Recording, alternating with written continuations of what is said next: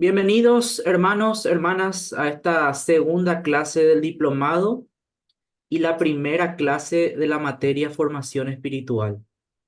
Es un gusto para mí compartir nuevamente este martes con ustedes. En la clase de hoy vamos a estar comenzando lo que es la materia formación espiritual enfocada en el Antiguo Testamento. Va a ser divertido, va a ser divertido. La verdad que yo no conozco otro seminario donde se haya dado un curso como este. Fue un desafío preparar las clases, pero vamos a ver qué nos puede enseñar el Antiguo Testamento y especialmente hoy que vamos a ver la introducción. Vamos a darnos cuenta de que hay varias cosas del Antiguo Testamento que tenemos que tener en cuenta para la formación espiritual. Y quiero comenzar orando. El día de hoy hay mucha gente que me escribió que no va a poder participar porque están también haciendo creo que es la reunión anual del CENTI, ¿verdad? Que es el otro instituto donde estamos, con el cual estamos colaborando en este diplomado. Entonces, para aquellas personas, no se preocupen que después van a tener acceso a la grabación, ¿sí? Ahí la licenciada Berenice va a estar compartiendo mañana el link de la clase de hoy. Entonces, ¿qué les parece si oramos y predisponemos nuestro espíritu, ¿sí? Para formarnos esta noche con el Antiguo Testamento. Señor, te damos gracias, te damos muchas gracias por la oportunidad que tenemos de compartir juntos en esta materia que se llama formación espiritual. Gracias por darnos el Antiguo Testamento.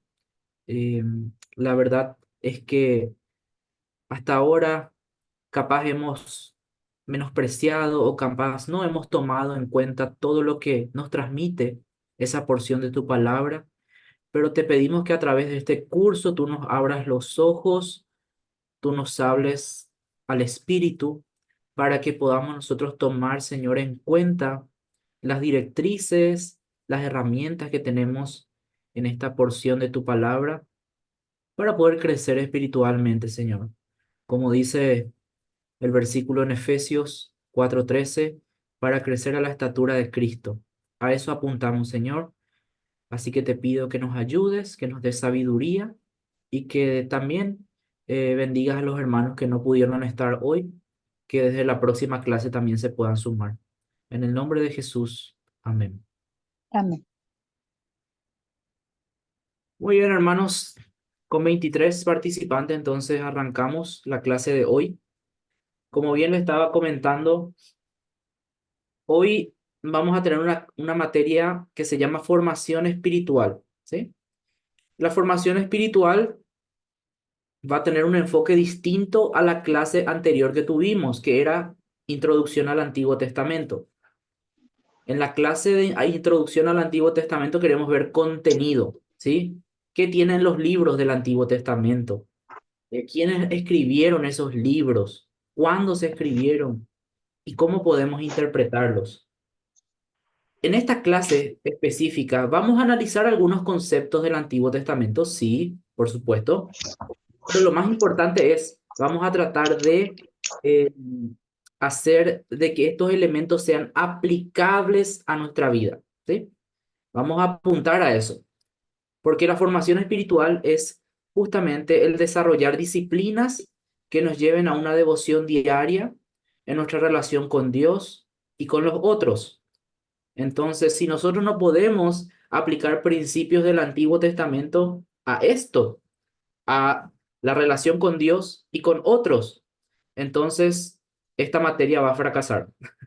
Así que el objetivo principal es, hermanos, que saquemos principios prácticos de acá para llevarlos a nuestra devoción personal, comunitaria y en nuestra relación con Dios. ¿Está bien? Dicho eso, quiero compartir mi pantalla para mostrarles el plan de clases de esta materia, ¿sí? El plan de clases de la materia de formación espiritual. A ver, un ratito.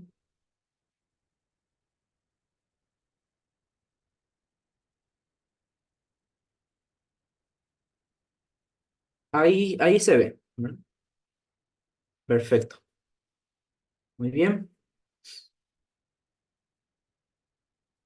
Entonces, esta materia se llama formación espiritual con enfoque en el Antiguo Testamento o desde el Antiguo Testamento. Vamos a estar teniendo la misma dinámica que ya expliqué en la clase pasada. Son 8 clases, 7 clases o 6 clases de contenido, una clase de introducción donde hoy ya vamos a tener algo de contenido y una clase de evaluación, que eso vamos a tener al final del curso. Un poco una introducción a la materia. La revelación del Antiguo Testamento, lo que tenemos en nuestra Biblia, en esta porción, ¿sí?, de las Escrituras, básicamente nos muestra un desarrollo. ¿De qué cosa? La relación que nosotros podemos tener con Dios y entre nosotros mismos. Desde la creación vemos que hay rasgos importantes para la formación espiritual de cada persona. Y en este curso la idea es que ustedes puedan tener herramientas necesarias para entender cómo ustedes pueden interactuar con el Antiguo Testamento mientras hacen crecer su vida devocional de una forma ordenada, motivada y capacitada. ¿Para qué? Lo que estaba diciendo hace rato, para llegar a la meta que es Cristo. Efesios 4:13 es un versículo clave, yo creo, para nuestra formación espiritual. Efesios 4:13 dice que nosotros tenemos que crecer hasta la estatura de Cristo, ¿sí? Y esa es una estatura perfecta, ideal, completa. Muy difícilmente, yo creo que es casi prácticamente imposible lograr esa estatura en este mundo terrenal. Pero tenemos que constantemente procurar crecer hacia eso. Y obviamente Cristo es nuestro modelo. Pero algo que vamos a aprender hoy es que Cristo tuvo que tener también un modelo, ¿sí?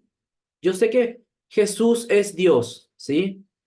Pero él también creció y fue instruido en las Escrituras para saber cómo tener devoción con el Padre, cómo formarse espiritualmente, ¿verdad?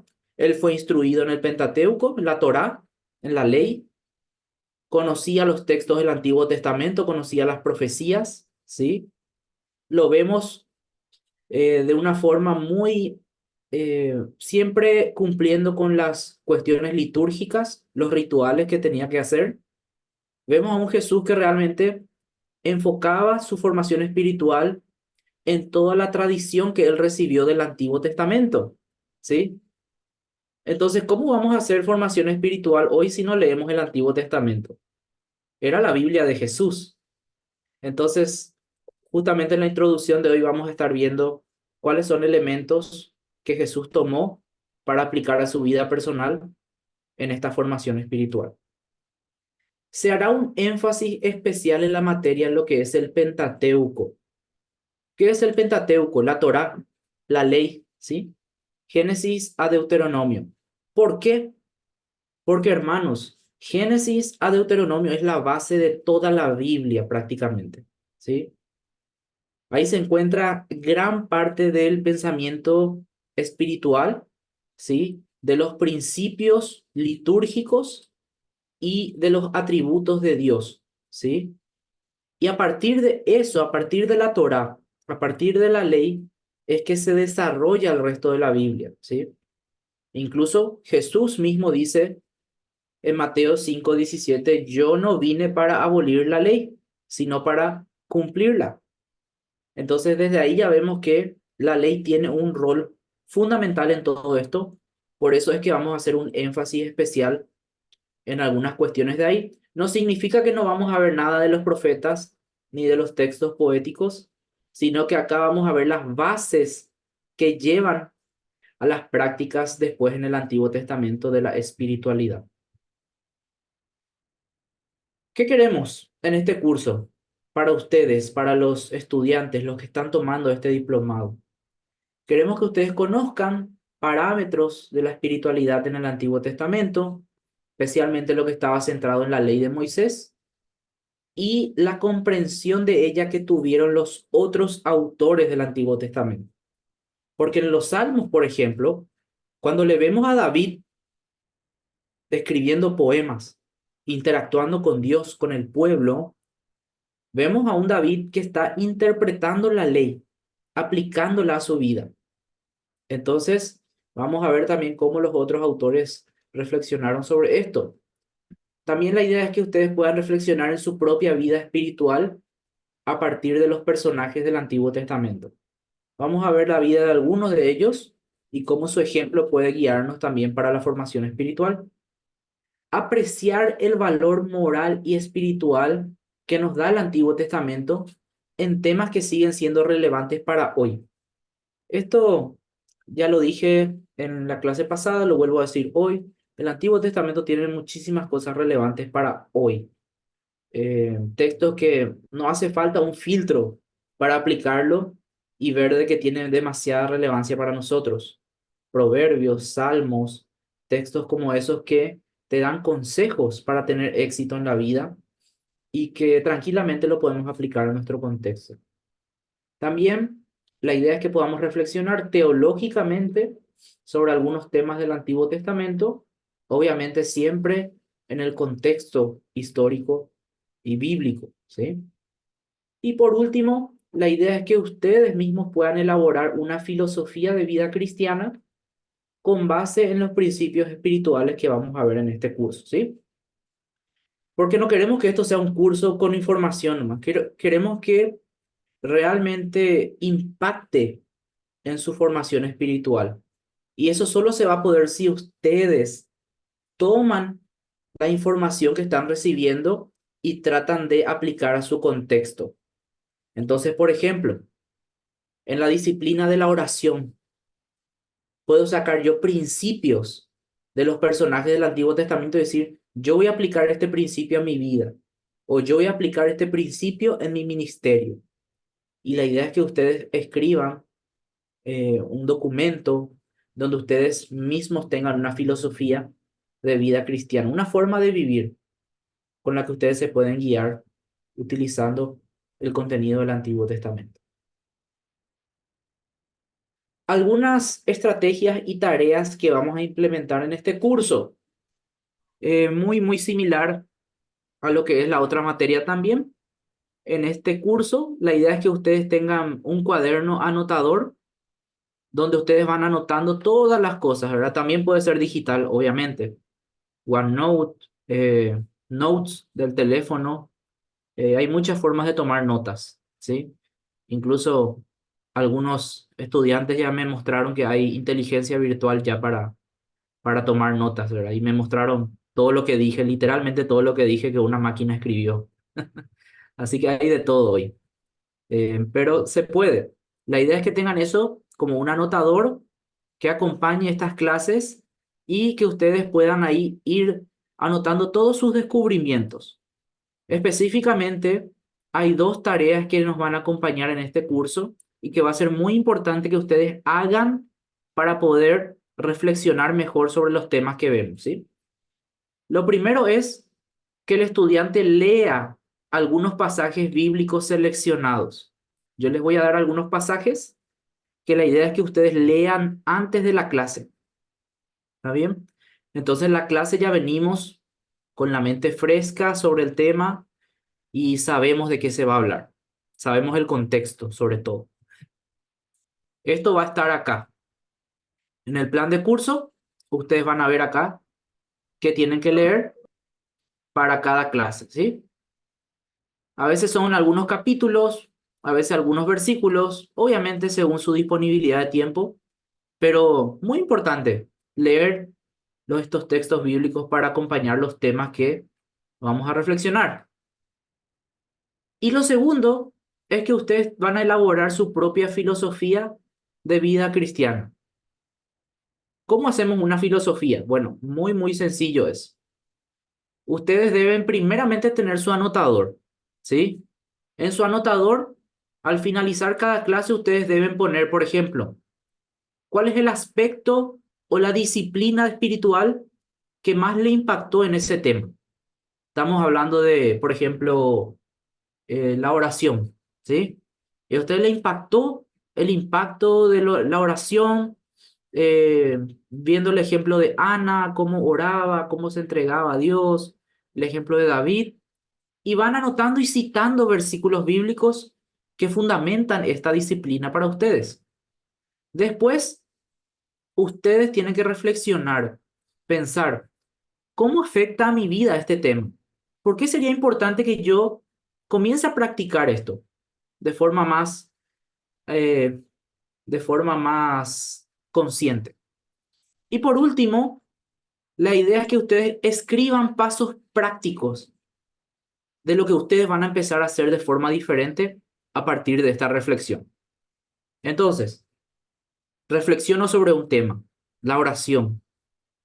Veo cómo fue de vital importancia en la vida de Ana, en la vida de David, en la vida de Moisés. Cito algunos versículos bíblicos. Luego, fundamento en mi vida personal. ¿Cómo? ¿Por qué me serviría comenzar a hacer esto? ¿Cómo yo podría tener los mismos beneficios que tuvieron los autores bíblicos? ¿Sí? Y finalmente escribo concretamente qué voy a hacer diferente a partir de ahora. Por ejemplo, a partir de ahora, todas las mañanas voy a comenzar el día orando. Lo primero que voy a hacer al bajarme de mi cama es poner mis rodillas en el suelo y voy a orar. ¿Sí? Ese sería algo concreto que vamos a usar ya para aplicar la nueva disciplina a nuestra formación espiritual. Vamos a ir practicando, vamos a ir viendo.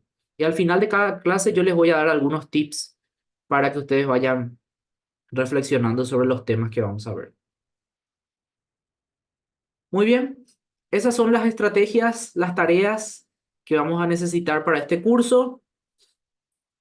Al finalizar el curso va a haber una evaluación vía Google Form para que ustedes evalúen los aprendizajes, ¿sí? Para que vean si se les quedó algo o no, qué sería bueno reforzar, etcétera.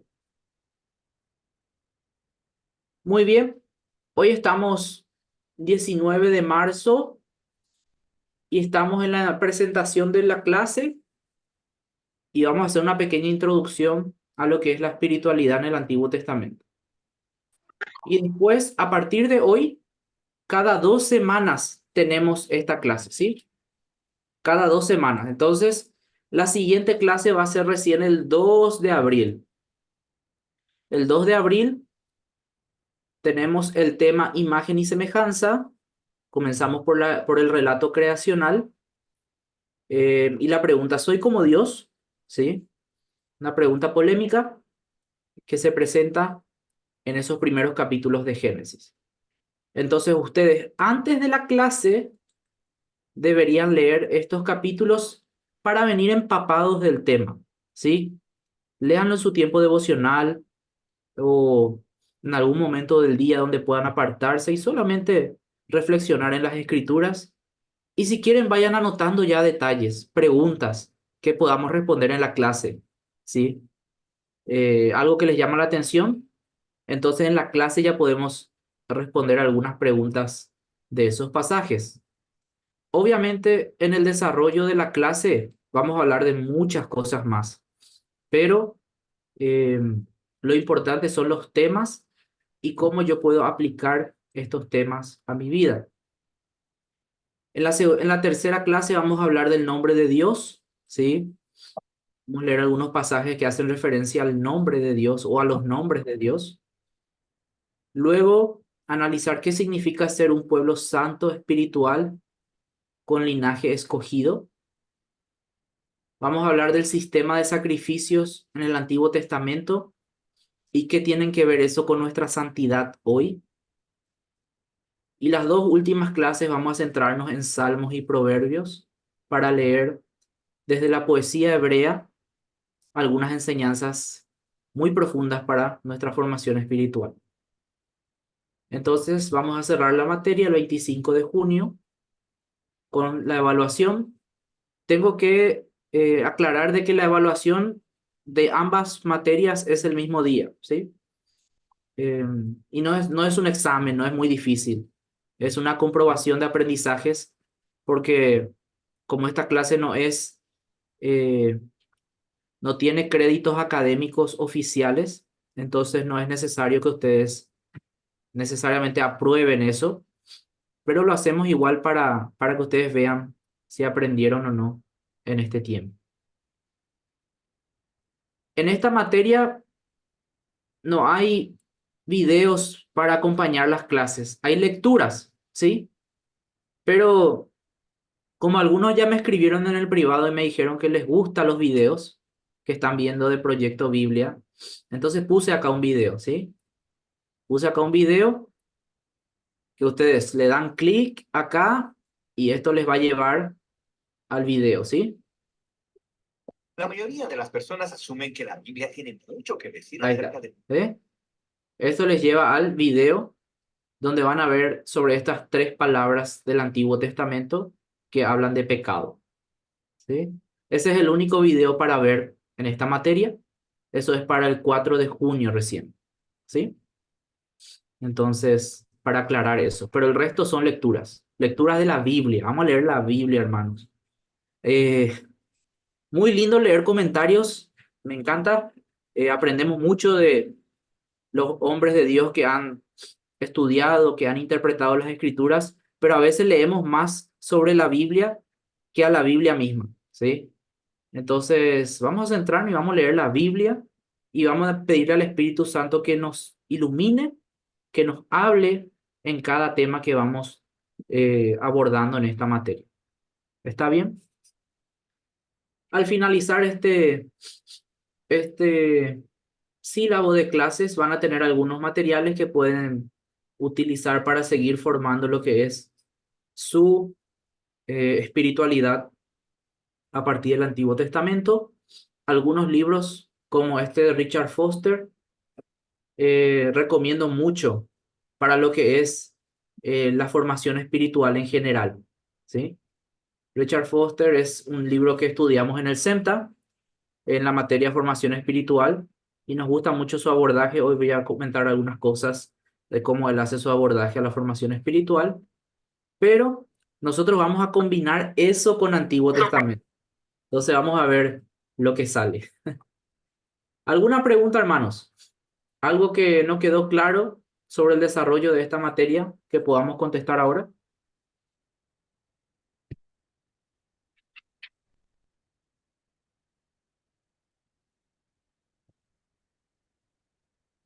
Perfecto, todo claro. Qué bueno. ¿Todo claro o nada claro? Entonces nadie se anima a preguntar. Pero voy a creer que todo está claro y vamos a comenzar entonces a profundizar en lo que es el tema de la espiritualidad en el Antiguo Testamento. También para esta materia estoy preparando algunos materiales, ¿sí? Que estos materiales son frutos de un tiempo de reflexión. Trato también de plasmar algunos conocimientos propios que he aprendido a lo largo de mi carrera, pero estoy también basando mucho en los libros y comentarios que tocan estos temas de espiritualidad y Antiguo Testamento. Y siempre al finalizar acá el tema, voy a estar poniendo una bibliografía de lo que alimentó a este pequeño material que voy a ir subiendo cada clase. ¿Está bien? Y esta imagen me encantó, ¿sí? Saqué de un artículo de Christianity Today, un sitio web muy bueno para leer artículos cristianos actualizados, temas teológicos, debates, sí, recomiendo mucho. Y encontré varios artículos que hablaban justamente de lo que es el Antiguo Testamento, ¿sí? Pero antes de entrar en lo que es Antiguo Testamento en sí, hablemos de formación espiritual. Quiero un poco escuchar qué ustedes piensan. ¿Qué ustedes piensan al escuchar formación espiritual? ¿A qué se refiere la formación espiritual? ¿Qué es lo primero que se les viene a la mente?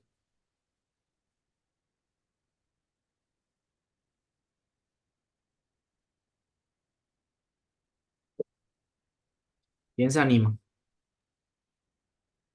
Como un modo de vida, puede ser. ¿Un modo de vida? ¿Ok? Claro. Sí. Yo creo, profe, que Justamente estamos teniendo un problema sobre ese tema de la espiritualidad porque tengo un cuñado que recién se convirtió y él no sabe qué es la espiritualidad. Yo creo que si hablamos de espiritualidad, hablamos del nuevo hombre creado según Cristo. Me puedo equivocar, pero del Claro. Antiguo Testamento estamos hablando, ¿verdad? No, ¿qué es lo que piensan de formación espiritual en general? Que, así como dijiste ahora, ¿verdad? Realmente al cristiano le cuesta definir qué es Sí, espiritualidad. ¿Alguien Podría más? ser, profe, Sí. podría ser las disciplinas espirituales que ponemos en práctica para fomentar eso, ¿no? Muy bien. Disciplinas. ¿Me das ejemplos de disciplinas espirituales? Y la oración, específicamente la lectura y reflexión así profunda. Lectura y reflexión de la palabra. Eso se considera una disciplina. Muy bien. La oración. ¿Sí? Yo pienso que la formación espiritual es la edificación de su vida espiritual. Ujú. La edificación de la vida espiritual. Nuevamente, vamos a... ¿Ibas a decir algo, Janina? Sí, pero bueno, tal, lo digo. Pensaba en la formación como un proceso. Cuando el hermano Ujú. comentó, claro, del nuevo hombre en Cristo o algo así que comentó, pensaba en nuestra santificación, ¿no? O sea, Mm, bueno, somos justificados, fuimos, pero estamos en el proceso, ¿no? Entonces, es algo que hay que aprender a hacer y estaba muy de acuerdo, sí, con las disciplinas que estaban comentando ujú. también que forman parte. Un proceso, me gusta esa palabra. Es un proceso que se da en nuestra vida. Eh, Profesor, sí, te la escucho. formación, personalmente para mí, la formación espiritual eh, podría ser el conocimiento, el conocimiento que uno tiene como cristiano de lo que es Dios para nuestra vida. Ujú. Se habló que después de recibirle a Cristo, esa nueva criatura, pero cuánto también nosotros como cristianos nos damos la oportunidad de aprender. Para mí es un aprendizaje esa formación. Lo que dijo recién la persona que contestó, esto es un proceso, porque para mí Ujú. por lo menos esto es un proceso de formación, de preparación para que yo pueda ir avanzando en ese conocimiento. Totalmente, totalmente. Me gustó esa descripción, ¿verdad? Porque todo comienza en un conocimiento, pero después se tiene que transformar de alguna forma en las prácticas. Por eso hay que empezar a unir cabos, hermanos. Una cosa es conocimiento, y yo conozco mucha gente que sabe mucho, pero son pobres espiritualmente. No tienen carácter cristiano, pero conocen todo de la Biblia. Asimismo, conozco otras personas que se dedican netamente a cumplir los sacramentos. ¿Qué quiere decir eso? A cumplir con ir a la iglesia, con orar, con dar el diezmo, entre comillas, cumplen con las disciplinas, pero se olvidan del conocimiento y la verdadera relación con Dios. Entonces, tenemos que empezar a atar los cabos y yo creo que la mejor forma de describir es lo que dijo Janina, es un proceso que todo cristiano tiene que pasar, el proceso de la santificación, ¿sí? Porque no somos, aunque somos nueva criatura en Cristo, no somos todavía ese varón perfecto del cual se tiene como objetivo para todos cristianos, según Efesios 4:13. ¿Alguien quiere leer el texto? Acá lo tengo en pantalla. Efesios 4:13. ¿Alguien quiere leernos? Ay, perdón, lo agrandé mucho. Efesios 4:13. Sí, ahí está en la pantalla, no sé si se ve bien. Sí. Eh, es, ay, no, perdón. Dice, este trabajo debe continuar hasta que estemos todos unidos en lo que creemos y conocemos acerca del Hijo de Dios. Nuestra meta es convertirnos en gente madura, vernos tal como Cristo y tener toda su perfección. Muy bien, gracias. Gracias, Moni. Efesios 4:13, ¿sí? Marquen ese versículo. Para mí ahí está el objetivo de Dios con todo creyente. Hacernos crecer hasta tener la perfección de Cristo. Me gustó esta versión, palabra de Dios para todos, porque lo pone en palabras muy sencillas. Nuestra meta es convertirnos en gente madura, vernos tal como Cristo y tener toda su perfección.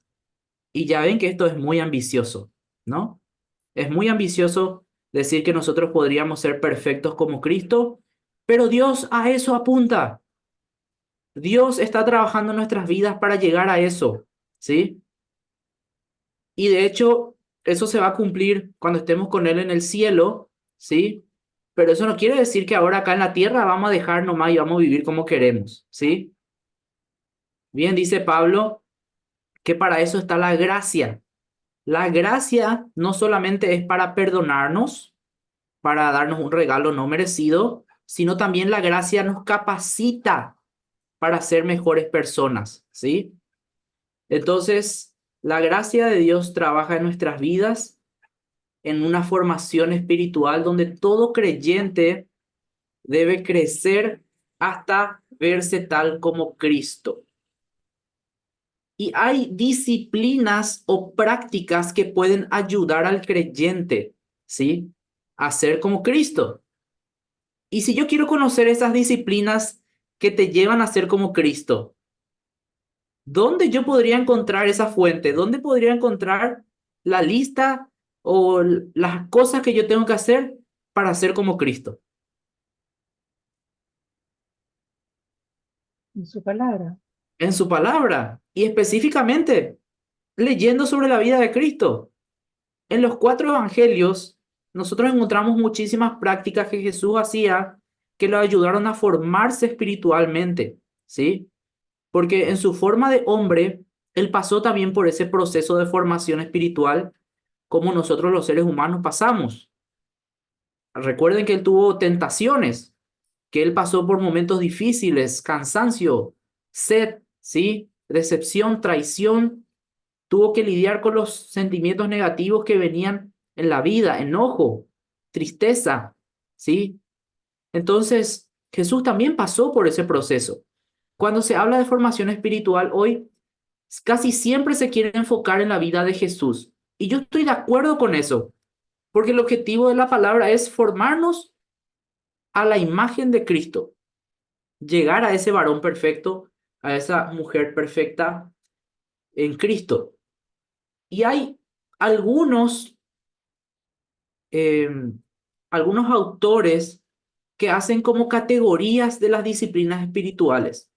Y encontré 2 que me gustaron, que resumen bastante bien. Uno es el predicador Suger Michelem. Él clasifica las disciplinas en 2 categorías, ¿sí? Categoría personal, eso lo dice todo ya, lo que es para mí edificación personal, individual. Por ejemplo, lectura de la palabra, meditación, memorización de las escrituras, oración privada, yo en mi pieza, yo en un lugar aislado, adoración privada también, ¿sí? Hay momentos donde yo puedo alabar a Dios, tener momentos de adoración en la intimidad. El ayuno también se considera algo personal, no colectivo, ¿sí? Y por supuesto el estudio. La segunda categoría es las disciplinas corporativas o colectivas también se le dice.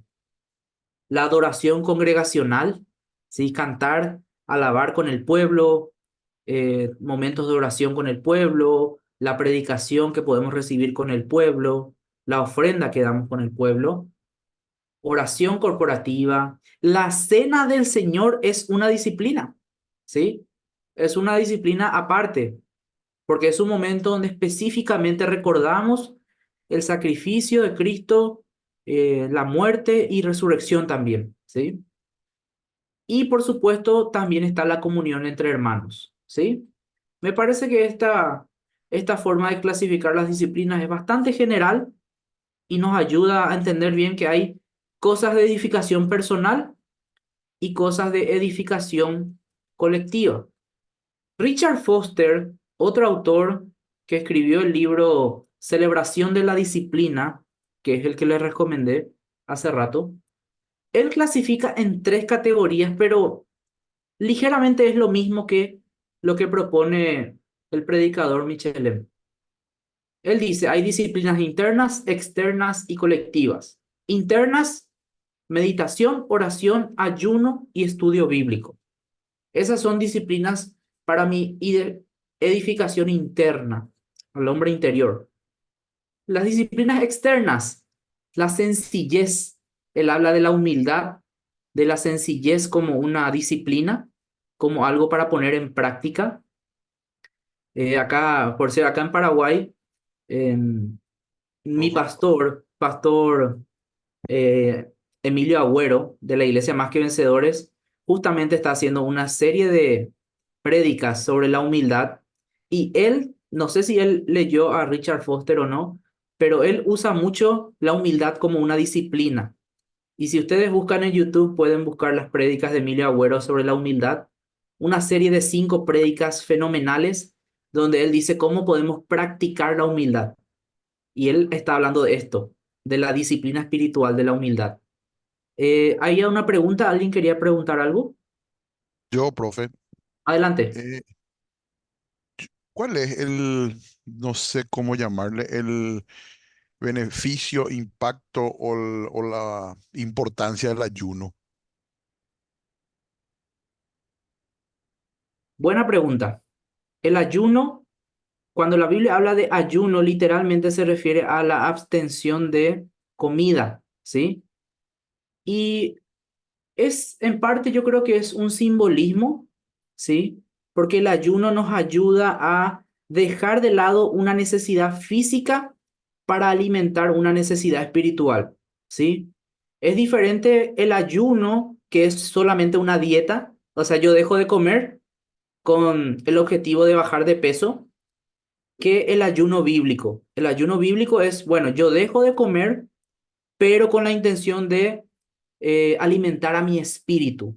¿Y cómo alimento a mi espíritu? Poniendo en práctica las otras disciplinas. En vez de alimentar mi carne, yo alimento mi espíritu orando, leyendo la Biblia, y después de eso yo salgo con una relación renovada con Dios, fortalecida, ¿sí? Y no solamente eso, la desintoxicación de ciertos alimentos también nos ayuda mentalmente, espiritualmente, ¿sí? Precisamente hoy vamos a ver de que el ayuno no es una dieta física nomás, ¿sí? Hoy vamos a hablar de justamente la conexión entre lo material y lo que es espiritual, porque en este mundo demasiado nos quieren marcar la tendencia de que son dos cosas distintas, de que lo material afecta al cuerpo nomás, de que lo espiritual afecta a lo espíritu nomás, no tiene relevancia física. Pero vamos a ver justamente desde el Antiguo Testamento que parece que no es tanto así, por lo menos en el pensamiento de la Biblia, en el pensamiento de Jesús también, todo lo que afecta al espíritu afecta también en lo físico y viceversa. Lo que afecta a mi físico afecta también el espíritu. Entonces, tiene la misma connotación de, por ejemplo, cuando uno comete un pecado sexual, ¿sí? Cuando uno comete un pecado sexual, no es unión física nomás, ¿sí?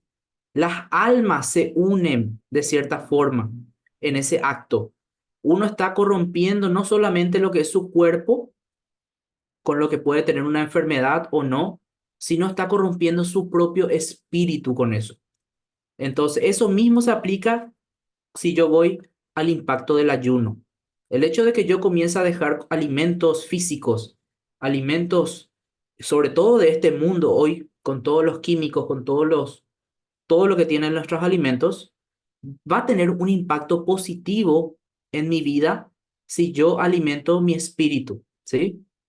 Entonces, vamos a dejar picando esa pregunta ahí y vamos a retomarla en la segunda hora cuando entremos a ver la relación que existe entre lo espiritual y lo material. ¿Te parece, hermano? Sí, profe, gracias. Otras disciplinas. La disciplina externa, también el retiro es una disciplina, dice Richard Foster. La sumisión, el mostrar sumisión, el servicio, ¿sí? Y después él habla de colectivas, ¿sí? La confesión, la adoración, la búsqueda de asesoramiento, la celebración. Básicamente, la disciplina externa y la disciplina colectiva se diferencian en que la colectiva sí o sí necesita dos o más personas. Cuando yo confieso un pecado, cuando yo confieso algo, necesito que otra persona lo escuche, ¿sí? La adoración colectiva. La búsqueda de asesoramiento, tengo que tener un mentor, un guía. Y la celebración, por supuesto, siempre en comunidad. La disciplina externa no necesariamente requiere dos personas, pero tiene un impacto que otros pueden ver, ¿sí? Y la disciplina interna es algo que solamente yo hago para mi edificación personal. Su impacto a vista de los otros va a ser menor, no va a ser tan evidente, pero se siente cuando yo estoy practicando las disciplinas internas, ¿sí? Es muy distinto estar con una persona que ora por varias horas en el día que con una persona que ora 10 minutos al día, ¿sí? Se nota, ¿sí? Se respira eso, es como el perfume. Cuando uno se pone perfume, los otros que están alrededor huelen eso. Si yo no uso perfume, también se huele eso, ¿sí? De nuestras disciplinas espirituales se va a reflejar en lo exterior cómo nosotros estamos en nuestra formación espiritual. Por más de que la persona no lo admita, esto se puede ver reflejado, ¿sí? Y ahí es donde vamos a ver si el orgullo de la persona le permite o no reconocer esto para comenzar a trabajar esa área donde está débil en su vida. Ahora, todas estas disciplinas espirituales creo que conocemos, creo que alguna vez escuchamos, podemos entrar a ver por detalle uno a uno, pero lo que ahora mismo quiero hacer es reflexionar con ustedes dónde yo puedo encontrar la fuente para estas disciplinas. Habíamos dicho que Jesús es la fuente. Si yo quiero analizar estas disciplinas, tengo que analizar la vida de Jesús. Pero algo interesante que Jesús nos marca en el inicio de su ministerio, ¿sí? En el inicio mismo de su ministerio, es que él tuvo que basar su disciplina espiritual en algo que a él le formó. ¿Se entiende? No es que Jesús inventó la oración, ¿sí? No es que Jesús inventó la meditación en la palabra o que Jesús inventó la lectura de la Biblia. No. Cuando Jesús pasa a leer el rollo de Isaías, por ejemplo, ¿se acuerdan de esa escena donde él pasa a leer el rollo de Isaías y le dice a la gente, esta palabra se cumplió hoy? Esa era una práctica muy común, ¿sí? Se juntaban, ¿sí? El primer día de la semana en la sinagoga, los judíos, ¿sí? Y estudiaban la palabra, ¿sí? Estudiaban la palabra, reflexionaban, era una disciplina que ya existía. Las oraciones. ¿Se acuerdan que en el Sermón del Monte Jesús, diciendo de una forma algo eh, peculiar, le bajaba la caña a los fariseos, les retaba, les regañaba? ¿Y por qué les regañaba? Por la forma que hacían sus disciplinas espirituales. ¿Se acuerdan? La oración les dijo, ustedes vienen y oran en público y después se van en el secreto y hacen otra cosa.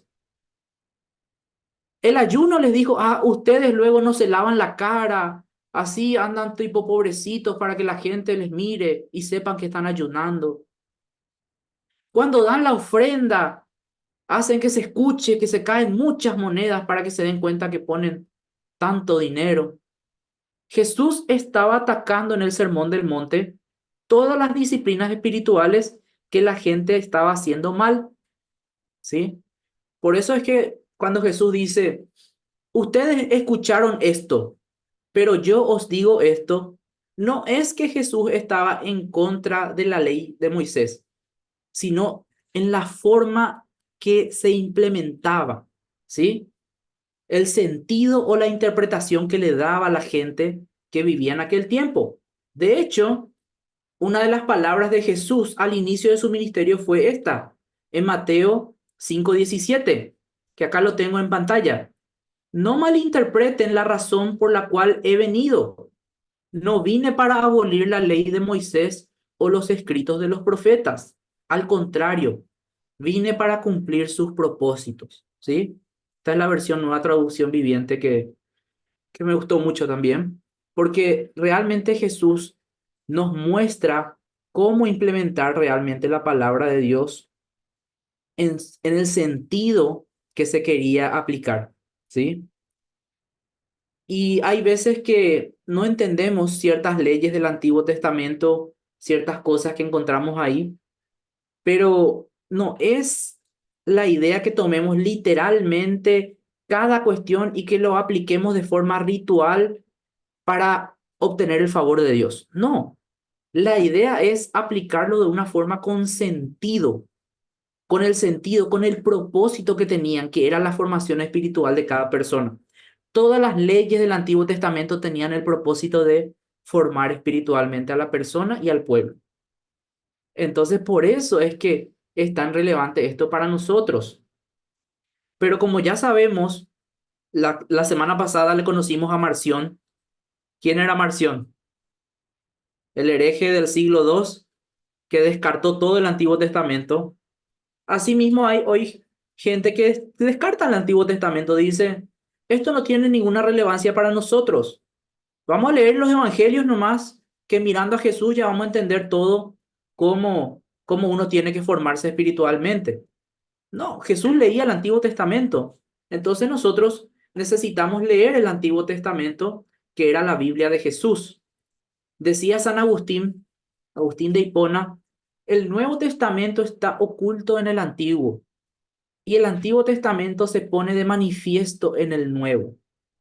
Hay cosas que nosotros vamos a encontrar en el Antiguo Testamento que si lo tomamos de forma literal, va a permanecer oculto ante nuestros ojos, como estaba oculto a los fariseos. Los fariseos aplicaban todo de forma literal, ritual, pero no se daban cuenta del verdadero propósito que estaba detrás o de la intención de Dios detrás de las leyes del Antiguo Testamento.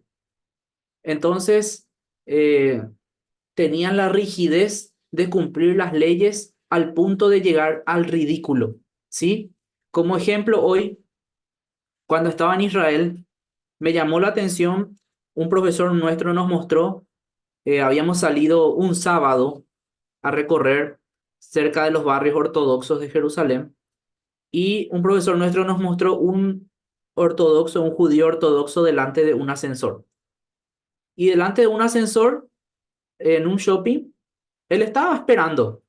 ¿Y qué esperaba? Estaba esperando que otra persona venga a apretar el botón para que él no haga el esfuerzo de trabajar en el día de descanso, ¿sí? O sea, ridículo. Perdón, es ridículo, ¿sí? ¿Por qué es ridículo? Porque tocar un botón no significa hacer un esfuerzo de tal manera que estás tirando a la borda todo tu descanso del día sábado, ¿sí? Y yo estoy muy a favor del Shabbat, yo estoy muy a favor de descansar un día a la semana, soy pro descanso y de un ritmo 6+1, 6 días de trabajo, un día de descanso. Pero cuando llegamos a esos extremos, estamos perdiendo de vista la intención de Dios detrás de cada una de las disciplinas espirituales. Y yo, por ejemplo, creo que el descanso es una disciplina espiritual también. El descanso bien aplicado. Si yo descanso un día a la semana, está comprobado de que voy a tener las fuerzas suficientes para trabajar a un buen porcentaje otra vez la siguiente semana. Este estudio, por ejemplo, se hizo en los campos de agricultura. Cuando el campo descansa un año de plantaciones, es mucho más productivo en los siguientes años que un campo que nunca tiene descanso, ¿sí? Lo mismo se aplica al ser humano. Si nosotros no tenemos descanso, no vamos a tener la productividad que vamos a tener en los siguientes días. Entonces, ¿qué pasa? Por ejemplo, yo voy a apartar el sábado para descansar, como dice la Biblia. Voy a apartar el sábado para descansar. ¿Pero qué hago el sábado? Me voy, primero luego, el día antes, trasnocho hasta las 2 de la mañana viendo series de Netflix. Al día siguiente me levanto a las 10 de la mañana, a las 11 de la mañana, almuerzo. En la tarde me voy y salgo de fiesta con mis amigos. Me voy a la iglesia, después me voy a algún bar, a algún shopping, a comer algo. Comienzo al día siguiente otra vez mi trabajo. ¿Sí? ¿Será que voy a tener la misma productividad de que si yo realmente tomaba un descanso bueno, sin trasnochar, ¿sí? Juntándome con mis amigos, sí, pero sin excederme en cuestiones de alimento, en cuestiones del sueño, ¿sí? Al final no vas a tener la misma productividad. Uno tiene que saber cómo aplicar las disciplinas para que tengan realmente el efecto deseado. Ahora estoy dando cosas muy prácticas, pero vamos a entrar después de la pausa que vamos a hacer en cuestiones más de la Biblia y de cómo el Antiguo Testamento nos puede ayudar a saber cuándo aplicamos una disciplina y de qué forma lo hacemos, ¿sí? Entonces, vamos a hacer una pequeña pausa acá, 10, 15 minutos y volvemos, ¿sí?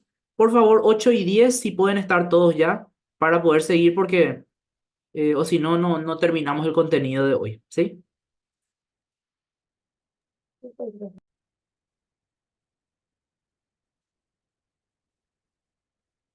Estamos viendo acá.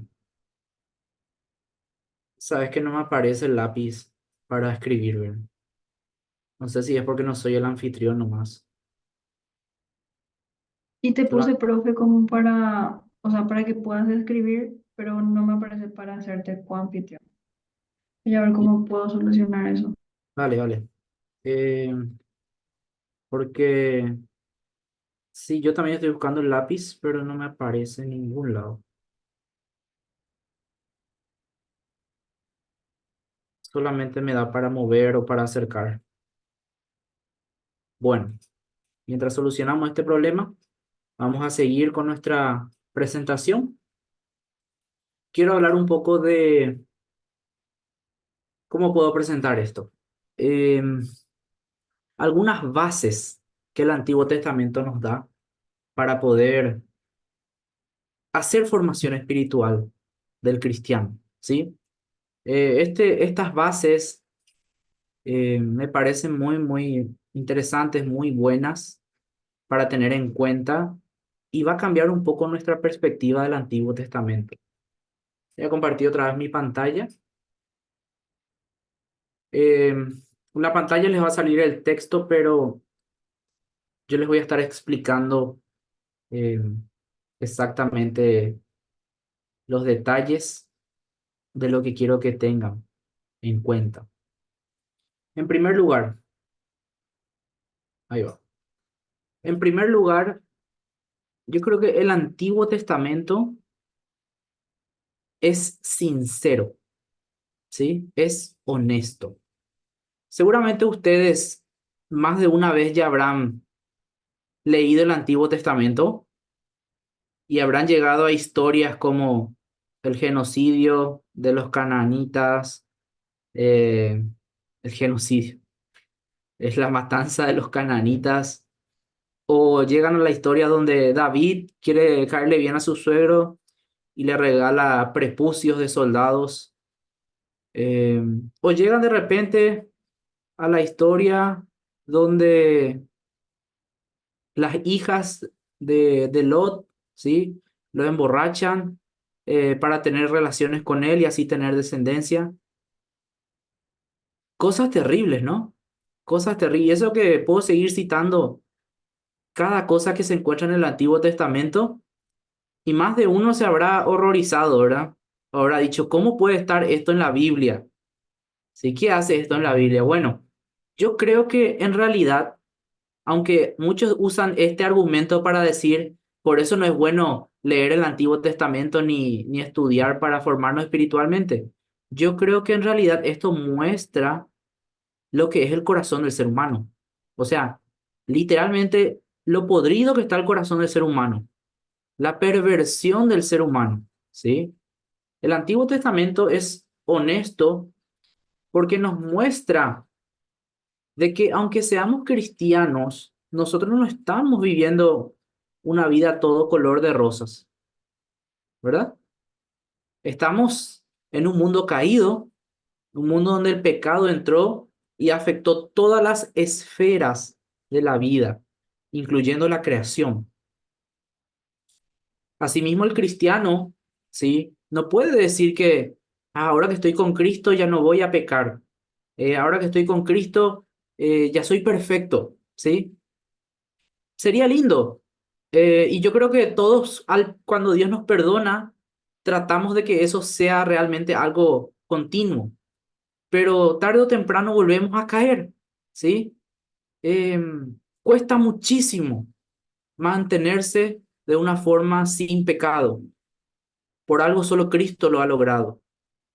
Pero al leer las historias del Antiguo Testamento, vemos al pueblo de Israel se le perdona, regresa a Dios, comienza a hacer otra vez todos los ritos litúrgicos y después se van otra vez detrás de algún dios pagano, ¿sí? Y vuelven a caer en las consecuencias de exilio, eh, malas plantaciones, ¿sí? Muere el ganado, etcétera.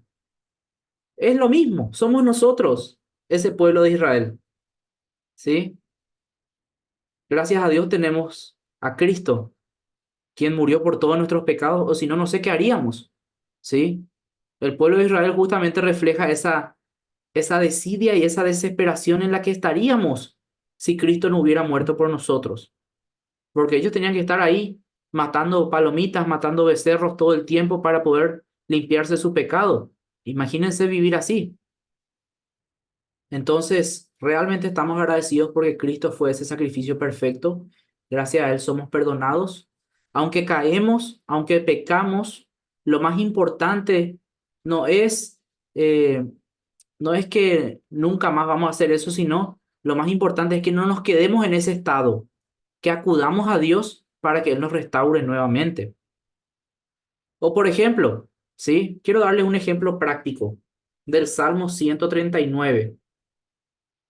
Si tienen su Biblia, si pueden abrir el Salmo 139. Voy a abrir acá en internet también para mostrarles. Seguramente ustedes conocen este salmo,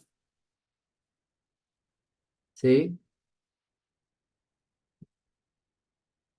Seguramente lo conocen bien, algunos de sus versículos.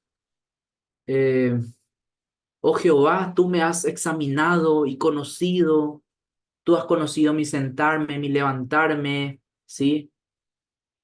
¿A dónde iré? ¿A dónde huiré de tu presencia? Si subiera al cielo, allí estás tú. Si bajare al Seol, ahí estás tú. Si tomare las alas del alba y habitar en el extremo del mar, aún allí tu mano me guía, ¿sí? O este versículo tan lindo que dice, porque tú formaste mis entrañas, tú me hiciste en el vientre de mi madre, te alabaré porque formidables son tus obras.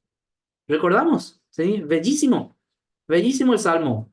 Y yo voy así desde el versículo 1, leo, entro en un espíritu así como que me estoy elevando al cielo de tanta belleza que escucho en este Salmo y de repente llego al 19. De cierto, oh Dios, a morir al impío. Aparta de mí, hombre sanguinario, porque blasfemias dicen ellos contra ti. No odio, oh Jehová, a los que te aborrecen, y me enardezco contra tus enemigos. Los aborrezco por completo, los tengo por enemigos. ¿Qué es eso? De repente se acordó el salmista de sus enemigos y le entró, parece, una rabia, ¿sí? Porque cambia el tono de una forma dramática, ¿sí? Venía todo así en paz. Ah, Señor, vos me conocés, vos sabés todo. Me conociste cuando era un bebé, en el vientre de mi madre. Me puedo ir a cualquier lado y vos me conocés. Y de repente, y le odio a los que te aborrecen, Señor, ¿sí? Tenía un enojo. el salmista, ¿verdad? Y este es un caso simple. ¿Se acuerdan que hay otro salmo donde dice, Señor, quiero que estrelles sus niños, sus bebés contra las rocas? A ese punto llegaba el salmista, ¿verdad? Y esto otra vez prueba lo que estoy diciendo. El Antiguo Testamento es honesto, es sincero, porque refleja el corazón del hombre. Aún David, el hombre que era conforme al corazón de Dios, y los muchos salmistas que escribieron el libro de Salmos, ellos tenían también un corazón humano. Y cuando estaban en un problema, ¿sí? Ellos también tenían deseos de venganza. Ellos también tenían deseos de que al enemigo le vaya mal, ¿sí? Lo que nos enseñan los salmos es a canalizar esas emociones negativas y a no hacer lo que hizo Caín. ¿Qué hizo Caín? Caín, cuando tuvo envidia de su enemigo, su hermano, él dejó que el pecado se enseñoreara de él, que le dominara el pecado. ¿Y qué hizo? Él fue a tomar venganza por mano propia, ¿verdad? Venganza es una forma de decir, porque Abel no le hizo nada. Los salmos de lamento, estos salmos de venganza, justamente nos enseñan cómo lidiar con estos sentimientos negativos. Y algo que me encanta de estos salmos es que no ocultan su frustración y su enojo, y tampoco sus malos deseos. Lo dicen, lo expresan, pero lo canalizan hacia Dios, ¿sí? Y esto vamos a ver mucho cuando entremos en las dos últimas clases para analizar el corazón del hombre según Salmos, donde vamos a ver cómo canalizar esas emociones negativas hacia el Señor. Pero es realista. Y gracias a la honestidad del Antiguo Testamento, nosotros podemos reconocer primero nuestra realidad. Necesitamos constantemente de Dios. Necesitamos trabajar nuestras áreas débiles. Somos seres humanos. Sí, somos nueva criatura en Cristo, pero todavía estamos en este cuerpo pecaminoso. Como Pablo decía en Romanos, ¿sí? Hago lo que no quiero, ¿sí? Muchas veces nos sentimos así. Es como que hacemos las cosas que después nos arrepentimos, decimos, ¿por qué hice esto? Es por la carne donde vivimos y por el mundo donde estamos. Pero no se preocupen, Cristo, quien venció al mundo, está con nosotros. Pero el primer paso es reconocer nuestra necesidad de Él. En segundo lugar, el Antiguo Testamento nos muestra las bellas emociones con las que el Señor equipó al ser humano. En esta parte de la Biblia vemos realmente la creatividad de Dios al darnos poesía, arte, formas tan emotivas de expresar lo que sentimos, ¿sí? Pero lo más importante, o sea, lo mejor que hacían los autores bíblicos, no era solamente canalizar las emociones, ¿sí? que tenían, sino que apuntaban esas emociones hacia Dios, usaban esas emociones para hablar de Dios, para hablar con Dios y para hablar con las personas. Y quiero mostrar nomás, por ejemplo, ¿sí? Acá una palabra, aunque nosotros en los salmos y en los libros de sabiduría como Proverbios, como Job, ahí encontramos más textos poéticos, hay también en otras partes del Antiguo Testamento. Por ejemplo, cuando Adán le vio a Eva por primera vez, ¿se acuerdan de ese momento? Adán le vio a Eva por primera vez. Y a los varones que están acá, acuérdense cuando le vieron por primera vez a su esposa, ¿verdad? Y dijeron, con esta me voy a casar, ¿sí? Adán tuvo un sentimiento muy similar. Lo que no saben algunos es que Adán dijo un poema cuando le vio, ¿sí? En hebreo, él dijo como un poema, ¿sí? ¿Se acuerdan dónde está el versículo donde Adán le habla por primera vez a Eva? Génesis 2:23 creo que es, ¿sí? Si tienen su Biblia pueden abrir Génesis 2:23. Acá voy a publicar. Génesis 2:23. Dijo entonces Adán, Esto es ahora hueso de mi hueso y carne de mi carne. Esta será llamada varona porque del varón fue tomada, ¿sí? Este es el arreglo que hizo acá Adán, es un arreglo poético, ¿sí? Aunque a veces nosotros no notamos esto, sobre todo leyendo versiones como NBI. NBI dice, esto es hueso de mis huesos, carne de mi carne, se llamará mujer porque del hombre fue sacada, ¿sí? En hebreo, la palabra hombre y mujer es ish para hombre y sha para mujer, ¿sí? Ish para hombre y sha para mujer. Entonces acá, cuando Adán le ve a Eva, él dice, wow, zot etzim me etzi, basar me basari, ani kore et zot isha ki me ish lakach et zot. La llamaré mujer, isha, porque del ish, del hombre fue tomada. El arreglo es poético, ¿sí? Es casi un poema de amor.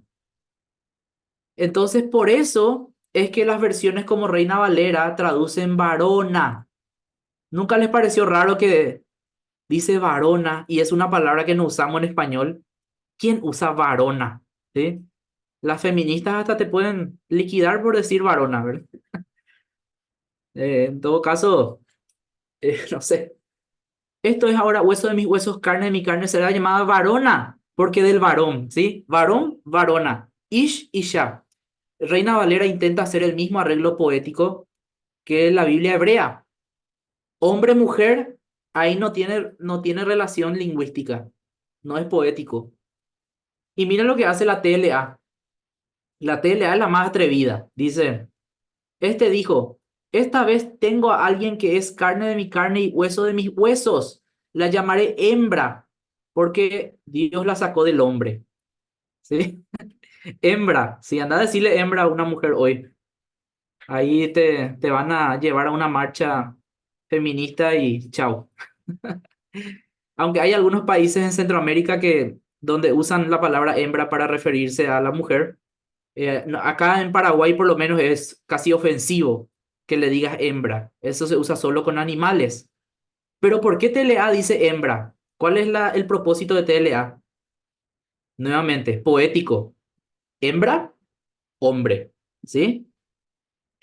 Hembra, hombre. Ish, isha. Varón, varona. Tratan de mantener la poesía, que se pierde cuando traducimos isha como mujer.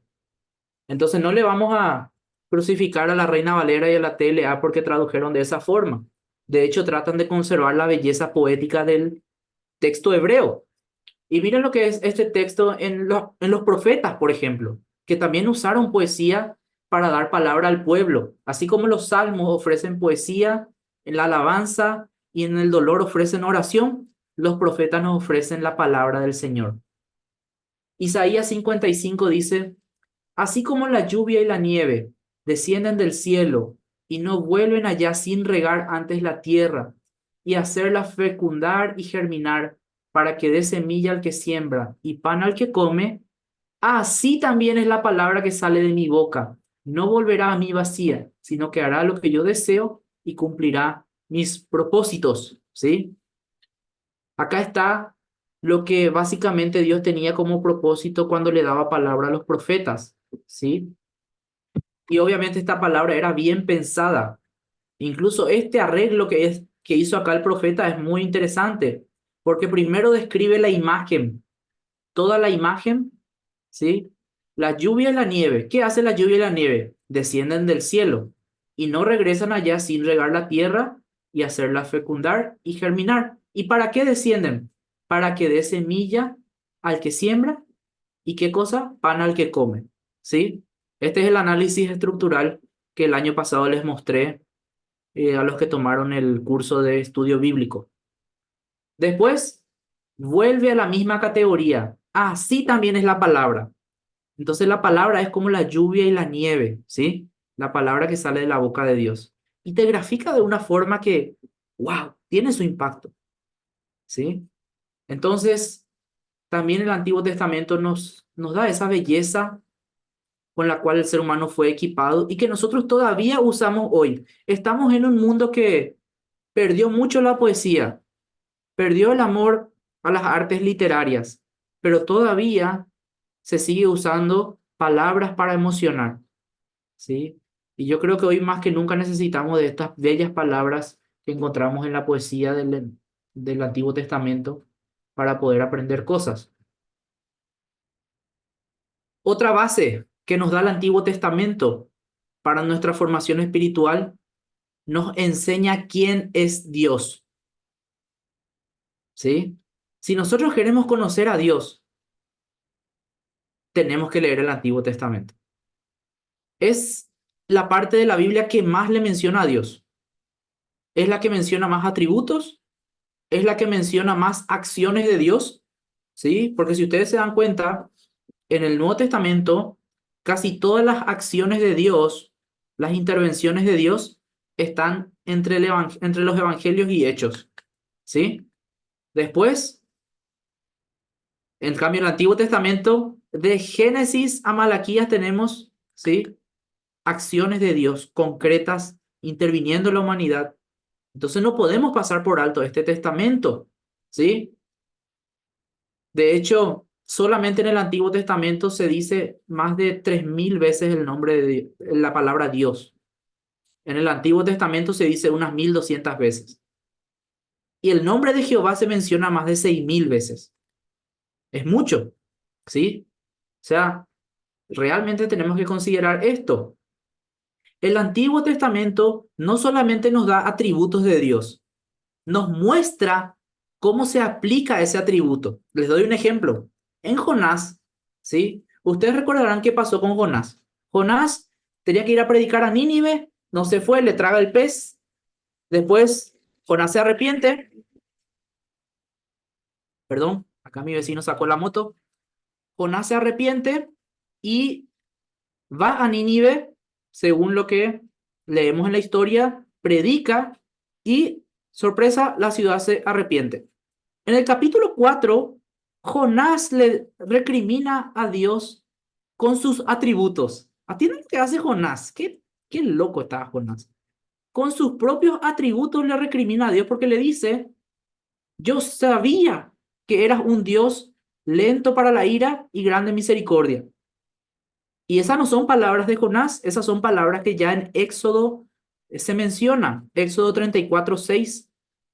Ahí ya se dice cómo es Dios. ¿Entienden? Entonces, Éxodo nos da el atributo de Dios. Lento para la ira, grande misericordia. Jonás nos muestra cómo Dios pone en práctica su atributo. Entonces, el Antiguo Testamento no nos describe nomás quién es Dios, nos muestra cómo actúa Dios. ¿Sí? Por eso debemos tenerlo en cuenta. Y por sobre todas las cosas también nos enseña que nosotros pertenecemos a un pueblo y a un reino. Ver el Antiguo Testamento como un colectivo, o sea, el pueblo de Israel, es vernos a nosotros hoy como el cuerpo de Cristo. Ahí tenemos muchas semejanzas. El pueblo de Dios en el Antiguo Testamento, en Éxodo, nuevamente en Éxodo, Dios ya le dijo al pueblo, ustedes van a ser un pueblo santo de reyes y sacerdotes. Éxodo 19:6. En Primera de Pedro 2:9 nosotros recordamos también que se nos dice esa palabra, ¿sí? Nación santa, linaje escogido, pueblo adquirido por Dios. ¿Está bien? Pero vemos que desde el Antiguo Testamento ya había, ¿sí? Como un tipo de iglesia en Israel. Y es muy interesante que el estilo de vida en comunidad, ¿sí? Que se enseña en el Antiguo Testamento, nos da las directrices para que nosotros hoy con la comunidad de la iglesia también nos llevemos bien, ¿sí?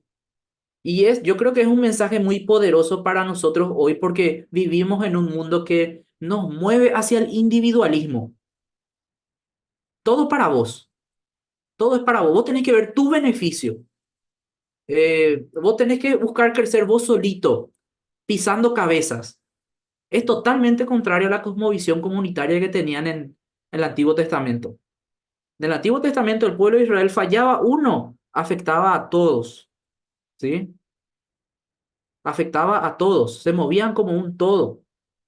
Asimismo, las bendiciones que venían eran para todos, eran comunitarias.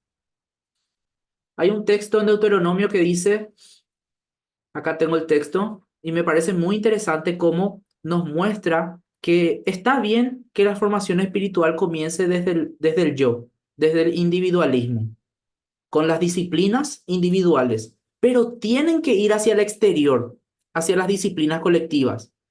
Y para mí que esto lo grafica demasiado bien. Dice, grábate en el corazón estas palabras que hoy te mando. ¿Sí? Primero el corazón, tu corazón. ¿Sí? Después, incúlcaselas continuamente a tus hijos. Háblales de ella a tu casa. O sea, habla en tu entorno familiar de esto. No te quede vos en tu corazón nomás. Ah, yo hago bien las cosas y le dejo a mi familia que haga lo que quiera. No. Compartí y afecta tu entorno familiar. Después, ¿qué dice? Átalas a tus manos como un signo y llévalas en tu frente como una marca. ¿Sí? ¿Qué quiere decir eso? Llevarlo a todos los lugares donde vayamos. ¿Sí? De una forma visible, transmitir esto. Y no solo se queda ahí. Después dice, escríbelas en los postes de tu casa y en los portones de tus ciudades. O sea, al final eso tiene que tener un impacto en la ciudad. Lo que comenzó en el corazón, la palabra de Dios que escribís en tu corazón, al final tiene que transmitirse a tu familia, a los lugares donde vos vayas y a tu ciudad. Tiene que tener un impacto comunitario, ¿sí? Entonces, asimismo nos muestra el Antiguo Testamento que debemos enfocar nuestra formación espiritual, desde lo individual a lo comunitario. Comenzar con las disciplinas individuales, pero sin dejar de buscar también las disciplinas exteriores y comunitarias. Muy bien, ¿alguna pregunta hasta acá sobre estos puntos, estas bases para la formación espiritual en el Antiguo Testamento? Es una introducción nomás, de forma general, para ver cómo nos puede ayudar. Yo tengo una pregunta. Sí, Hoy hablando sobre el punto de nos enseña que pertenecemos a un pueblo, acá, sí, ahí va un pueblo. Dijiste que Israel es en el Antiguo Testamento un tipo de iglesia. sí. Quería saber si, porque dijiste como y no me quedó claro si o sea, realmente es un tipo de iglesia o lo dijiste algo como parecido a, pero no es un tipo de iglesia. Sí, Como los tipos de la Biblia, ¿viste? Como sí, en ese es un sentido. tipo de iglesia. Es un Ahí tipo de va, es iglesia. un De tipo de hecho, iglesia. el término hebreo que se usa es kahal en el Antiguo Testamento. Es lo que después se traduce en el Nuevo Testamento como eclesía, ¿sí? Ah, En ambos casos, tanto en el Antiguo Testamento como en el Nuevo Testamento, es la congregación, ¿sí? Y Israel viene a ser como el tipo de la iglesia hoy. Es como que después iba a ser la iglesia hoy. Nosotros, así como Israel, tenemos relación con Dios, ¿sí? Y voy a dar un ejemplo. Dios, para relacionarse con el pueblo de Israel, él tenía que volver a buscar una forma de habitar en el medio del pueblo, ¿sí? Porque estaban separados. Entonces, ¿qué hace cuando Israel sale de Egipto? Levanta el tabernáculo. El propósito del tabernáculo era que Dios habite en medio de su pueblo, ¿sí? Obviamente, después el tabernáculo se va. Cuando el pueblo de Israel se instaura como un reino, el templo. ¿Cuál era el propósito del templo? Que Dios habite en medio de su pueblo. Ellos después son destruidos, se van al exilio, regresan del exilio automáticamente, ¿qué piensan? El templo, porque Dios tiene que habitar en medio de su pueblo. Bueno, vamos al Nuevo Testamento. En el Nuevo Testamento viene Jesús a nuestra vida y ahora el templo ya no pasa a ser algo físico, sino que nosotros pasamos a ser el templo de lo que es el Espíritu Santo, ¿sí? Entonces, estamos cumpliendo nosotros la misma función que el templo en el Antiguo Testamento, que el propósito es que Dios viva en medio del pueblo, ¿sí? Y ahora Dios vive en nosotros, ¿verdad? Entonces, ese tipo de relaciones son los que se ve desde la relación de Dios con Israel hasta la relación de Dios con la iglesia hoy. Y ojo, estamos hablando de tipo, o si quiero usar una palabra más sencilla, de una previa, una comparación previa que estamos haciendo. No estoy diciendo ya que la iglesia reemplaza a Israel, porque ahí entramos en otro tema muy polémico, ¿sí? Pero básicamente es así, es la previa a lo que iba a ser la relación de Dios con la iglesia, ¿sí? Otras preguntas, comentarios. Profesor, Sí, me gustaría preguntar, aprovechando la pregunta que la hermana hizo, cuando Pablo habla, por ejemplo, en la carta a los Efesios, él dice que ahora Dios tiene un solo pueblo, o sea, no es más gentil o judío, es solo un pueblo que es la iglesia. sí, Entonces podemos decir que Dios no tiene dos pueblos, tiene un solo pueblo que es la iglesia, y eso incluye judíos convertidos a Jesús y, como vamos a decir, los gentiles de las otras naciones. ¿Es totalmente. correcto? Totalmente correcto, ¿sí? Es así, en Jesús somos un solo pueblo delante de Dios. No hay judío, no hay griego, no hay paraguayo, no hay uruguayo. Somos un solo pueblo delante de Dios. Ahora, eso es un hecho. Ahí no discutimos nada. Pero hay un texto en Romanos, capítulos 9 al 11, que habla otra vez del Israel étnico, del Israel como pueblo, ¿sí? Entonces, en Romanos habla, y yo por lo menos sí, si quieren saber, ¿verdad? Estoy de la postura de que Dios tiene un plan con el remanente de Israel, del Israel étnico. No sé bien cómo lo va a ejecutar, cómo va a ejecutar ese plan, porque yo estuve en Israel, y lo que vi en Israel es una desidia total. Yo no creo que Dios salve a la nación de Israel como hoy lo vemos, pero sí tiene un plan con el remanente de Israel, según Romanos 9 al 11, ¿sí? Hay algunos que dicen que Romanos 9 al 11 ya no se aplica a Israel, se aplica a la iglesia, pero yo tomo literal las palabras de Pablo. Gracias. Ujú. Bueno, es un tema polémico, sí, pero es bueno comentarlo un poco para que sepan por lo menos que existe ese debate. Profe, Diosnel Sí, había levantado la mano. No sé sí. si tiene Adelante, alguna Diosnel. pregunta. Buenas noches, profesor. Mencionaste que algunas personas, un grupo de personas, eh, no están de acuerdo en leer el Antiguo Testamento. Está en la actualidad todavía, se mantiene. Sí, son Entonces, los pequeños pregun- marciones que están infiltrados en nuestras iglesias. No, en serio, no lo decimos abiertamente a veces, pero vos querés estudiar formación espiritual y es muy raro ver a alguien que agarre un texto del Antiguo Testamento para desarrollarlo. Normalmente vas a buscar un texto de Jesús o un texto de los discípulos que tratan alguna disciplina espiritual, pero una realidad de nuestras iglesias es que el 80% de las enseñanzas son solamente neotestamentarias. Por eso es que estamos haciendo un fuerte énfasis en este curso de volver a ver el Antiguo Testamento como lo que es palabra de Dios también para nosotros hoy.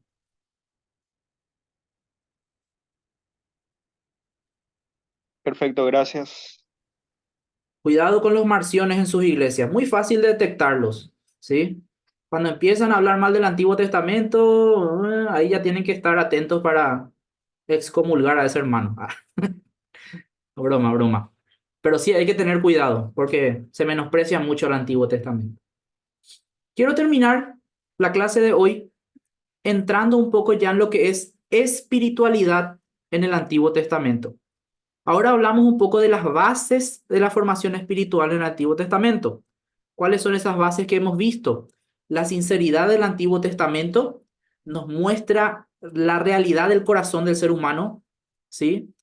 En segundo lugar, vimos que el Antiguo Testamento tiene la belleza emocional para transmitir de una manera excelente todo lo que siente el ser humano, y esto se ve en su relación con Dios y también en su relación con otros.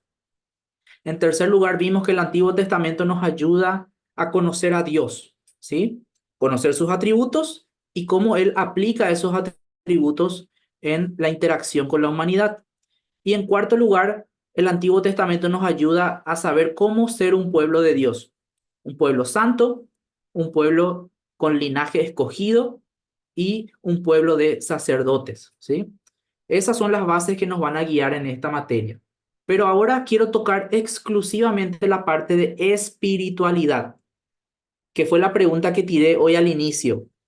Espiritualidad parece hoy algo muy abstracto. Incluso hace rato cuando pregunté qué es formación espiritual, nos costó definir, ¿sí? Y lo definimos todavía de una forma abstracta. Es el desarrollo del espíritu, ¿verdad? Pero otra vez eso es muy abstracto. ¿Qué es, verdad? ¿Cómo lo llevamos a la práctica?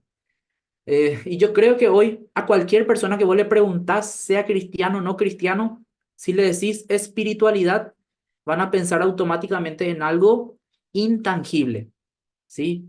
Alguno que otro te va a decir nuestro interior, nuestro corazón, alguno te va a decir que es la mente, ¿sí? Que es el cerebro, y otros van a decir que es algo que no vemos, que no está físicamente, pero que existe dentro de nosotros, ¿verdad? Existieron muchas formas de hablar de espiritualidad en distintas culturas y yo creo que a nosotros los que más nos influenciaron fueron los griegos, ¿sí? Los griegos tenían esta forma de pensar que, prácticamente ponían un pensamiento dicotómico, o sea, de que el ser humano está dividido por lo menos en dos cosas, en la parte material y en la parte espiritual, ¿sí? Se predicaba una dualidad. No sé si escucharon hablar de los gnósticos, de los docetistas que estaban en el primer siglo. Ellos especialmente hablaban de que el cuerpo era como la prisión del alma, ¿sí? Entonces, todo lo que es material, todo lo que es físico es malo, básicamente. Y el cuerpo es como una retención del alma. Cuando morimos, el alma se libera, ¿sí? Es muy interesante este concepto. Yo trabajo con algunos pueblos indígenas en la traducción de la Biblia y me llamó la atención dos pueblos de Paraguay en el Chaco que tienen una práctica muy, muy interesante. Cuando alguien se muere, ellos le ponen en una bolsa, ¿sí? Le ponen en una bolsa, le atan bien, porque dicen que si le dejas al cuerpo, el alma sale, ¿sí? El alma sale e incluso puede estar recorriendo sin encontrar su rumbo, ¿verdad? Obviamente esta es la creencia animista que ellos tienen, pero me llama la atención esa similitud con el pensamiento griego, de que el cuerpo es como una prisión y que cuando uno muere el alma puede salir, liberarse de esa prisión. Esta era la razón por la cual muchas personas creían que Jesús no vino realmente de una forma física. Porque ¿cómo Jesús se va a atar a este cuerpo pecaminoso que es la cárcel del alma? Pero por eso es que Juan el apóstol empezó a predicar muchísimo contra todo esto. Y en sus evangelios y en sus cartas, Juan trató de hablar mucho de la humanidad de Cristo, así como de su divinidad, y demostrar realmente de que él vino como ser humano, no era un espíritu, como algunos decían, que Jesús parecía nomás un ser humano, pero era así, vos le tocaba y le traspasabas, ¿verdad? No, era realmente un ser humano, era carne. Entonces, yo creo que hoy el pensamiento popular del cristiano es, el ser humano es cuerpo, alma y espíritu, ¿verdad? Eso es lo que más se escucha, ¿sí? Pero nuevamente, esto viene de la cosmovisión griega. En el Antiguo Testamento, yo por lo menos no veo una separación entre lo que es espiritual y material, ¿sí? Por lo menos en las palabras que se usan para describir al hombre, no es tan claro esa separación, ¿sí? Acá están algunas palabras, para los que quieran aprender hebreo, también ya pongo acá la palabra hebrea, ¿sí? Ahí Berenice les puede ayudar después a leer. Pero estas son las palabras con las que más frecuentemente se describe al ser humano. En primer lugar, al ser humano se le describe con un ruaj, ¿sí? Ruaj es la palabra para espíritu, ¿sí? La palabra para espíritu. Y el ruaj literalmente significa viento o aire, ¿sí? Es así como en el Nuevo Testamento, neuma también es espíritu, también significa aire, ¿sí? Lo mismo en el Antiguo Testamento. Y es lo que todo ser humano posee gracias al soplo que Dios hace para que tengamos vida. Es el famoso aliento de vida, ¿sí? Entonces, espíritu. Cuando se describe al ser humano, cuando se dice el espíritu del ser humano, normalmente se habla de lo que le da vida, ¿sí? Y puede ser el interior. ¿Qué es lo llamativo de esta palabra que encontré en el Antiguo Testamento? Algunos dicen que a nosotros lo que nos diferencia de los de los animales es que tenemos espíritu, ¿verdad? No sé si escucharon eso. Que los animales tienen vida también, nosotros también tenemos vida, pero ellos no tienen espíritu y nosotros tenemos espíritu. En Eclesiastés dice que los animales también tienen espíritu, ¿sí? Por lo menos usa esta palabra. Entonces, probablemente esta palabra se use más para lo que es el aliento de vida que Dios da tanto a personas como seres humanos, que algún ente dentro de nosotros, ¿verdad? Intangible. ¿Me explico? O sea, esto parece algo más material que otra cosa, porque es el aliento de vida, nada más y nada menos. Cuando nosotros morimos, dejamos de respirar, ¿sí? Deja de fluir aire por nosotros. Entonces se va el ruaj, ¿sí? El viento, el aire. Entonces, no puedo yo usar esta palabra para decir que solamente se refiere a lo interior.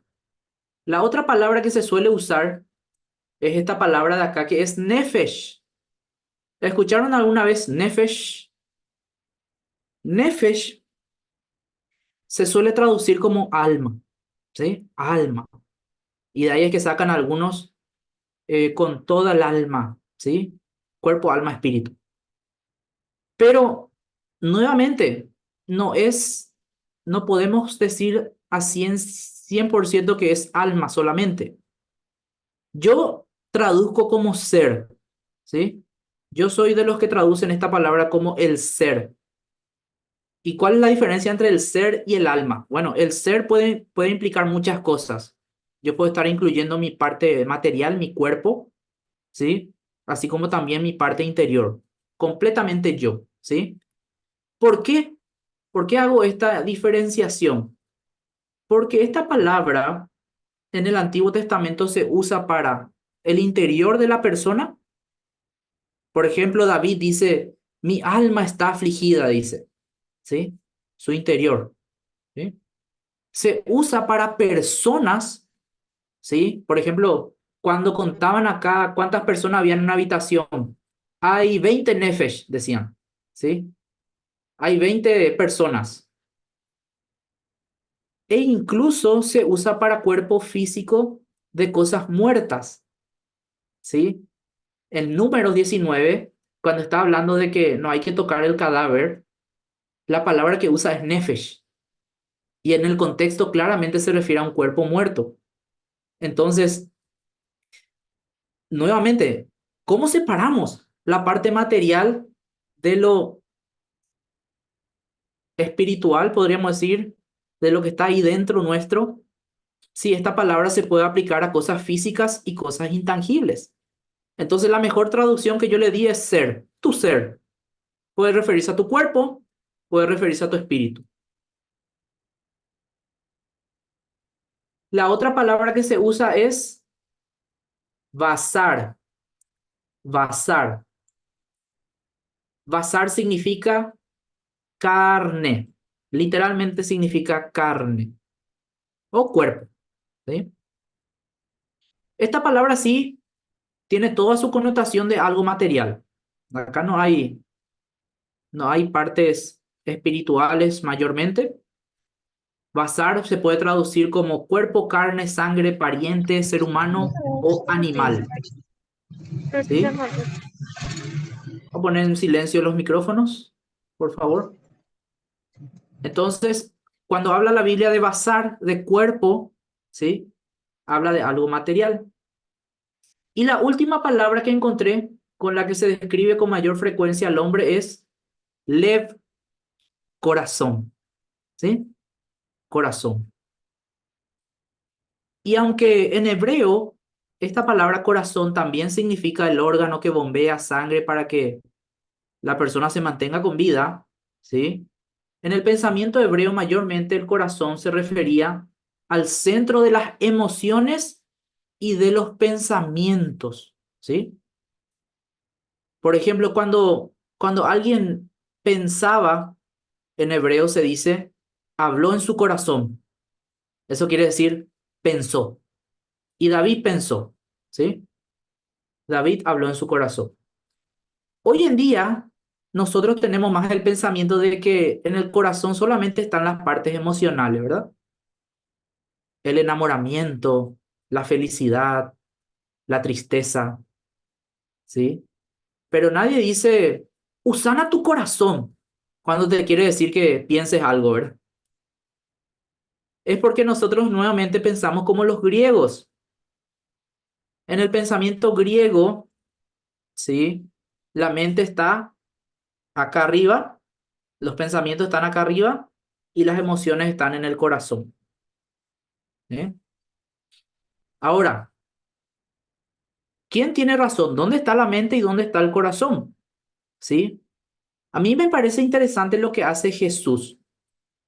Jesús nos muestra que él tenía un pensamiento hebreo cuando dice, por ejemplo, en Mateo 15, voy a poner acá Mateo 15, ¿sí? Mateo 15, 29, porque del corazón salen los malos pensamientos, ¿sí? Esta palabra, del corazón salen los malos pensamientos, no tenía ningún sentido para los griegos. ¿Cómo del corazón va a salir? ¿Cómo no tiene sentido eso? Pero Jesús le estaba hablando a judíos, ¿sí? Entonces ellos entendían de que el centro de todo es el corazón. Pero también Jesús cuando le hablaba a los griegos usaba la terminología de los griegos. En Mateo 22:39 o Mateo 22:37, Jesús cita ese texto que dice, amarás a Dios con todo tu corazón, con toda tu alma y con todas tus fuerzas. Pero cuando Jesús cita ese pasaje de Deuteronomio 6:5, él le agrega una palabrita más, mente, ¿sí? Revisen nomás, Mateo 22:37. Jesús agrega una palabra al versículo que cita del Antiguo Testamento, ¿sí? Deuteronomio 6:5 versus Mateo 22:37. ¿Por qué? Porque Jesús le estaba hablando a una generación que ya estaba influenciada por el pensamiento griego. Pero en general, ellos todavía traían sus raíces y sus pensamientos judíos. Entonces, con esta descripción de estas 4 palabras, hermanos, no podemos concluir de que lo que yo hago a mi espíritu afecta solo a mi espíritu y lo que yo hago a mi cuerpo afecta solo a mi cuerpo porque son cosas separadas. No. De hecho, al leer estas palabras, yo todavía más pienso de que lo que le hago a mi cuerpo le afecta a mi espíritu y lo que yo le hago a mi espíritu le afecta a mi cuerpo, ¿sí? Y Jesús justamente con estas palabras que Él da, Él nos da esa connotación. Porque Él dice, atienda lo que Jesús dice, del corazón salen los malos pensamientos, ¿sí? Los malos pensamientos son intangibles todavía, pero después que empieza a citar homicidio, adulterio, fornicación, hurtos, falso testimonio, blasfemia. Todo eso que Jesús cita ya son acciones materiales. Para cometer homicidio yo tengo que ir y tocar a la otra persona, ¿sí?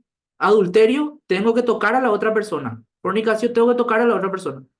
¿Se dan cuenta? Del corazón sale y se manifiesta en la carne. Y hay un proverbio que seguramente ustedes conocen bien. Sobre toda cosa guardada, guarda tu corazón porque de él mana la vida. Muy lindo. Alguna vez escuché algunos pastores de jóvenes que usaban este versículo para decirle a los jóvenes que se cuiden del enamoramiento, que cuiden su corazón, que cuiden sus emociones. En el pensamiento hebreo esto no significa eso nomás. Significa cuidar lo que pensás, cuidar lo que sentís, porque de ahí sale la misma vida. Si es malo lo que pensás, se va a manifestar en tu vida material: homicidio, fornicación, adulterio, hurtos, etc. Si es bueno y viene de Dios, lo que vos pensás se va a manifestar todo lo contrario.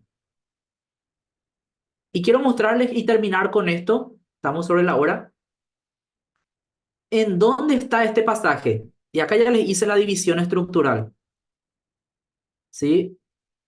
Sobre toda cosa guardada, guarda tu corazón porque de él mana la vida. Ese es Proverbios 4:23. Pero miren el contexto. Comienza acá: hijo mío, está atento a mis palabras. Inclina tus oídos ante mis razones. No se aparten tus ojos, ¿sí?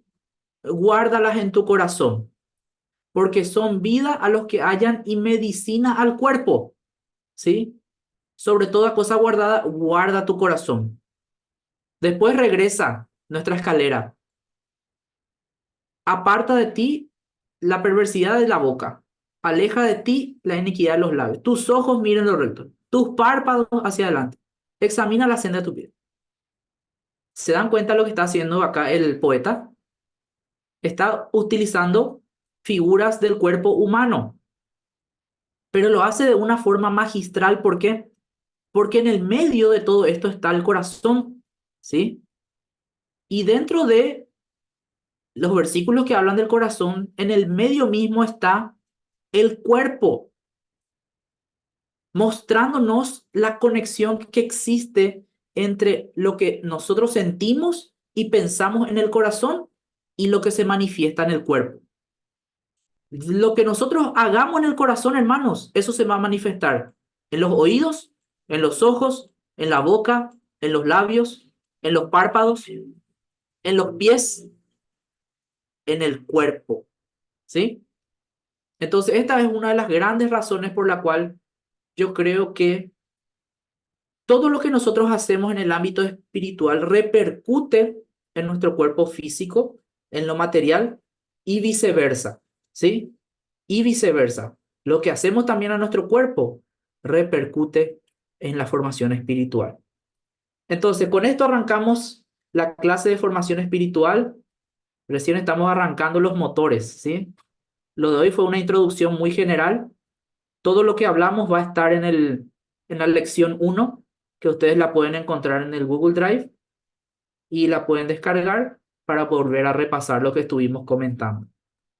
El próximo martes nos vemos nuevamente ya con la clase de Antiguo Testamento. Recuerden ver los videos para venir a la clase ya con el contenido de los primeros 5 libros del Antiguo Testamento.